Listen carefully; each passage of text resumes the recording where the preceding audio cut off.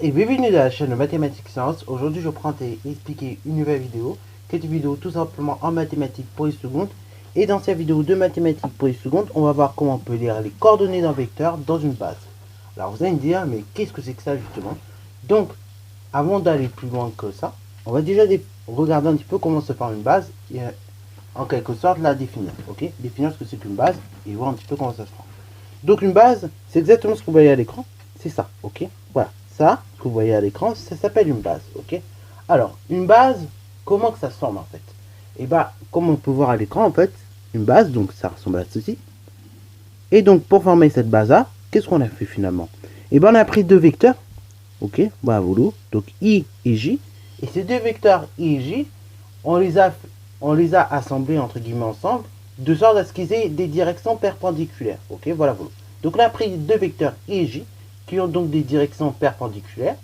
Et on voit que ces deux vecteurs I et J, de plus, en plus d'avoir des directions perpendiculaires, et bah, on voit qu'également ils ont la même norme, ok. Ils ont la même norme, et en effet, donc ici la norme de I est égale à la norme de J. Et ces deux normes-là, donc I et J, donc ces deux normes-là sont égales, et elles sont égales même à un nombre précis, elles sont égales à 1, ok. Voilà. En fait, c'est égal à une unité, ok. Voilà. Et donc, finalement, quand vous voyez ceci, par moment dans des exercices, voilà, des I et des G, ça veut juste dire qu'on a une unité, ok, voilà. Donc là, par exemple, dans cette base-là, et ben, quand tu vas monter de une unité en ordonnée, voilà, et ben, ça correspond à un déplacement de 2 carreaux vers le haut, ok. Tandis qu'en abscisse, pour dire que tu avances de une unité, et ben, cela correspondra à un déplacement de 2 carreaux vers la droite, ok, voilà. Et ainsi, donc, comme ça, à l'aide de ces coordonnées-là, à l'aide de la base qui nous est donnée ici, et ben on peut lire tout simplement les coordonnées de notre vecteur. Ok, bravo. Et c'est comme ça qu'on les lira en fait. Tout simplement, on verra de combien finalement se déplace ce vecteur. Ok, donc on ira tout simplement à l'origine du vecteur. Ok, on ira voir de combien il se déplace vers la droite, ok, ou bien vers la gauche. Et après, comme ça, on va voir de combien il monte ou descend, de sorte à atteindre tout simplement l'extrémité du vecteur, ok, voilà, et donc à lire tout simplement les coordonnées du vecteur. Donc là maintenant que nous avons vu un petit peu comment ça marche, ok, la base, et donc que je vous ai expliqué rapidement la méthode, on va tout simplement ici lire les coordonnées du vecteur U, ok, voilà. Alors donc on va ici lire les coordonnées du vecteur U, et donc pour ce faire, on va tout simplement noter U, et donc U égale quelque chose, enfin, les logiciels de géométrie pourraient mettre U égale quelque chose, mais on va pas mettre U égale quelque chose, nous on va mettre U entre parenthèses, et donc la plupart du temps on est habitué à mettre par exemple A entre parenthèses 1, 0, bah nous sur des vecteurs, par exemple vecteur U entre parenthèses 1, 0, on va le noter comme ceci en fait, ok, voilà. On mettra pas les deux points comme ça, on va noter ça en colonne, ok, voilà. Donc U entre parenthèses, et donc là, entre parenthèses, j'indique les coordonnées. Donc là, les coordonnées, c'est très simple. On va partir donc de l'origine du vecteur U, voilà, juste ici, et on va essayer de voir comment on se déplace, soit vers la gauche, soit vers la droite, pour aller jusqu'à l'extrémité du vecteur. Là, je vois que pour aller jusqu'à l'extrémité du vecteur, je suis obligé d'aller vers la droite. Mais de combien? Je vois que je vais aller vers la droite de 1, 2, 3, 4, 5 carreaux, ok.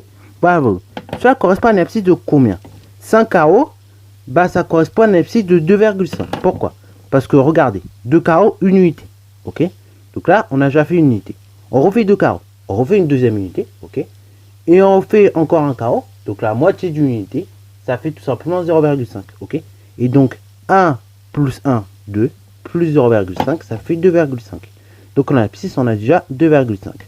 En ordonnée, voyons de combien qu'on monte, parce que il faut regarder est-ce qu'on monte ou on descend. Donc là, on voit que l'on monte, ok, pour atteindre ici tout simplement l'extrémité du vecteur. Donc on monte de 1, 2, 3, 4. Je vois que je monte de 4 unités, ok. Je vois que je monte de 4 carreaux. Et attention, c'est pas qu'une unité que je monte, mais dans ce cas, ça fait 2, tout simplement. Ça fait 2 unités.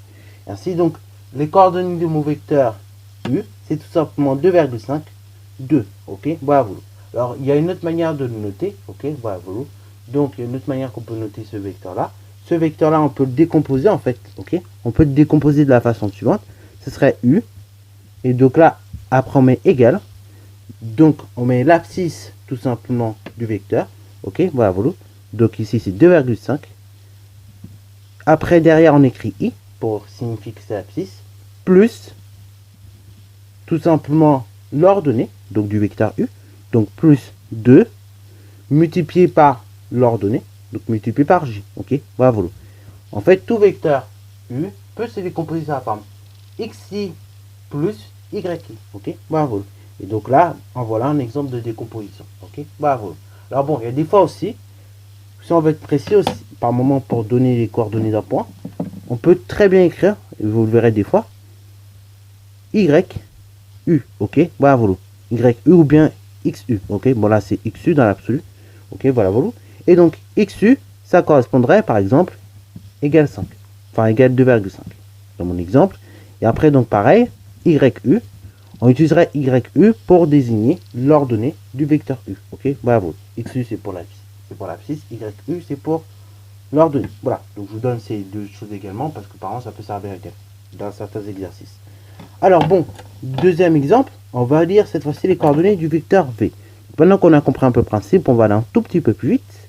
Donc là, je pars de l'origine de v, ok.